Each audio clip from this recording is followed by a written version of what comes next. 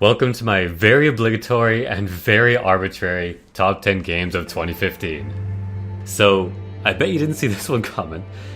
And, as inspired as I am to make a list of games from my most to least favorite in descending order, I gotta say that 2015 was an incredible year for gaming. It was filled with a lot of really, really good games. The AAAs allowed me to do things I never thought possible in a game, and the indies made me feel things I didn't think a game could make you feel. So, as a disclaimer, there will be a few games omitted from my list that I either didn't own the console for or didn't have the time to play. There's a lot of good games on this list, I just couldn't find the time. So, these include Kerbal Space Program, Bloodborne, City Skylines, Xenoblade Chronicles X, Soma, Mario Maker, Until Dawn, and Batman Arkham Knight. There's also The Long Dark, which is still in early access technically. So it would be faulty to put it on this list, but it probably would make the list had it not been for that fact. So with all that said, let's get into it. Number 10, Hotline Miami 2. Everyone was looking forward to the sequel of the original Hotline Miami. This game had a huge legacy to live up to. The original can almost at this point be considered a classic.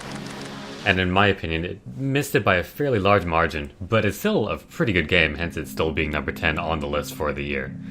So this is a very polarizing game for me.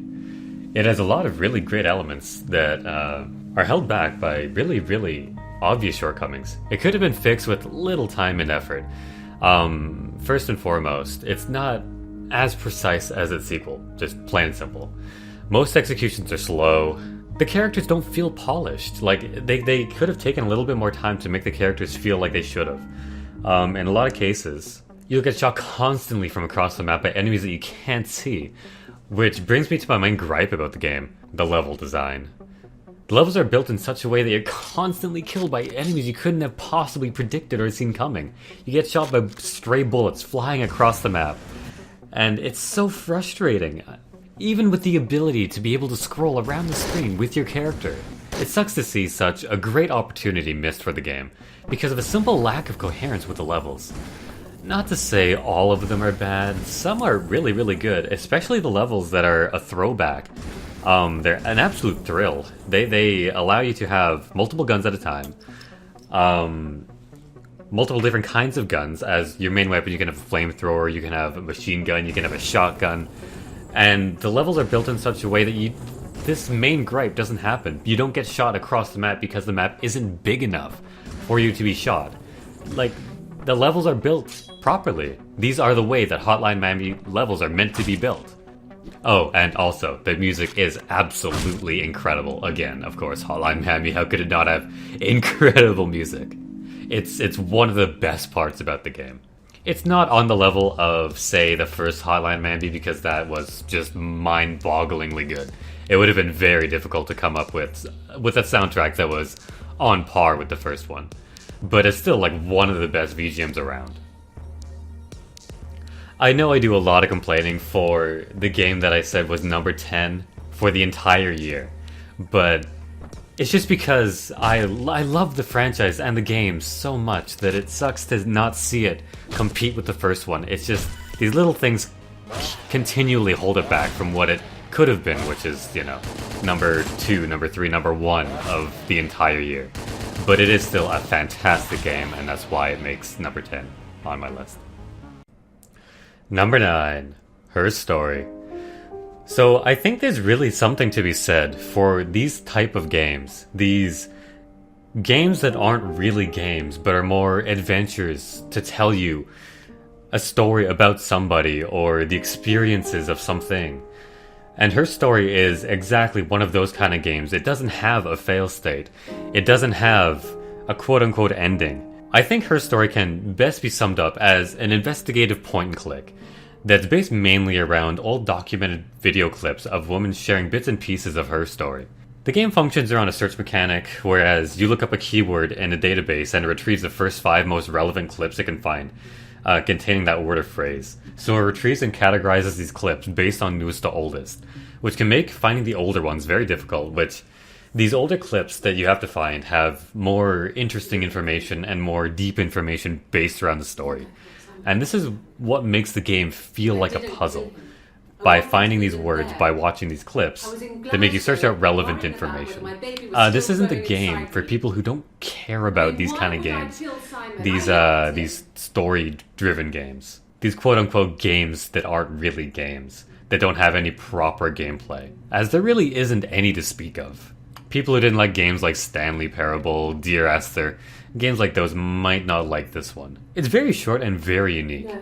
It's more of an experience really than a game, like Earthbound or Undertale. It's not really about the gameplay, it's about the experience. It's really something to behold and something to remember. Number 8, Crypt the Necrodancer. So, Crypt the Necrodancer is a roguelike with rhythm-based gameplay. It's like any other roguelike. You go through the zones, which represent worlds in this game. You go through the dungeons, you get gold, you get items, you get better weapons, you slowly upgrade, you slowly get better. There are shops in each level that allow you to spend the gold that you get from the monsters on better equipment. And at the end of each dungeon floor, there is a floor boss, and this floor boss walks the stairs to the next dungeon floor until you kill him. And I think all the monsters that are considered as cronies as well. These guys can range from difficult to not very difficult, depending how nice the game wants to be to you. And at the end of each zone, there's a zone boss, which I believe is also randomly chosen. These guys get more and more difficult the farther into the zones you are. They get an entire room dedicated to them, they get an intro sequence, they get their own music, they mean business. They're pretty tough. Some are more difficult than others, but it really depends on which one you end up getting. The rhythm-based gameplay is actually very, very unique, and you can actually change it up more. There are multiple different characters in the game. You're given a default one, which showcases what the game is kind of meant to be played as. But you can change to different characters that change it more to an RPG, like the Bard, that can change it to be extremely difficult, as if you'd want the game to be more difficult than it already is. The game also has many, many different modes. There's daily challenges, which change from day to day. It just gives you, I believe, a set dungeon. And you make your way through to see how you can fare on the scoreboards. There are a lot of people who play this mode and this game, so getting up in the scoreboards is actually quite a feat. There's also local co-op, which I haven't actually tried, but I imagine is very, very fun. There's a level editor, there's a dance pad, there's a tutorial. There are enough modes in here to keep somebody playing this game for a very, very long time. I did not personally have enough time to sift through all the modes, but just from the core gameplay, it is very, very solid, and a very, very enjoyable game. Number 7, Fallout 4. So, I'm not going to patronize you by telling you what Fallout 4 is. I am absolutely certain you already know what Fallout 4 is. The hype behind this game was existential. People were rabid about this game. The hype almost killed it for me. But nevertheless, this game did live up to the hype. It was still a very, very good game. In my opinion, it did lose a little bit of that identity that was in Fallout 3. I never played the original Fallout and Fallout 2. But in Fallout 3, there was a very distinct feeling of identity. And it felt lost on this game. It felt too samey. It felt like it lost what Fallout 3 had created, what the Fallout license had made for itself. But it still did change things up enough to make it a desirable game to play, to make it a fun experience. After all, I did sink 50 hours into the game. And if it wasn't a good game, I still wouldn't have sunk 50 hours into it.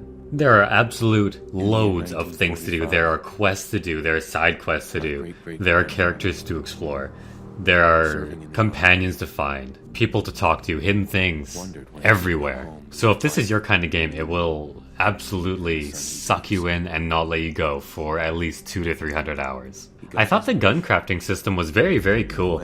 I know that there is somewhat of a consensus that the gun crafting system was mediocre, but me being a pack rat, just by virtue of me being me, made this game a lot of fun because just everything was useful. I could pick up a globe from a decrepit old skyscraper and find a use for it later. I could pick up wonder glue and find a use for it later. There was use for everything. But I didn't really like the new skill tree. It felt too distant. It felt like from the very beginning of the game you had to know what exactly you wanted your character to do and be. And you had to plan ahead for at least 30 hours to know what exactly your skills would look like by the end, because of the way the skills worked. Whereas with the old Fallout 3, you could just sink points in, and have a static upgrade regardless from where you were. The game was an absolute blast, and I still fully intend on going back and finding all the things that I missed the first time around, and trying different playthroughs and different variations on characters that I didn't have the knowledge of the first time around. Bethesda truly delivered a fantastic experience with Fallout 4, and I can only hope that the next time around they decide to jump Fallout onto a new engine. Please, guys, it's really showing that it's on an older engine. Besides that, I'm very happy with Fallout 4. And that's why it makes number 7 on my list. Number 6. Pillars of Eternity. Pillars of Eternity was a wild Kickstarter success story this year, garnering $4 million worth of backers and coming out to numerous awards and accolades. It was exactly what people wanted, honestly, and it was what people who put the money into the Kickstarter were looking for. An old school CRPG that you see almost none of these days. People have Obsidian to thank for that. They've managed to create a spiritual successor to games like Baldur's Gate, Icewind Dale, Fallout, Fallout 2, basically any old school isometric RPG. Unfortunately, I never had the pleasure of playing any of these old CRPG games, as I was mainly bound to console games outside of the odd Command & Conquer ROM. I can still appreciate Pillars for what it is, and I can see the quality and the heart that Obsidian put in shining through. But quite simply, this game is not my kind of game. Since I never grew up with these kind of games, I don't really have an affinity for them. They don't satisfy me in the same way that other kind of games do. And trust me, I tried to love this game. I tried damn hard. I put 15 hours into it. I waited for the game to really sweep me off my feet in the way that other games did this year. But that just never really happened.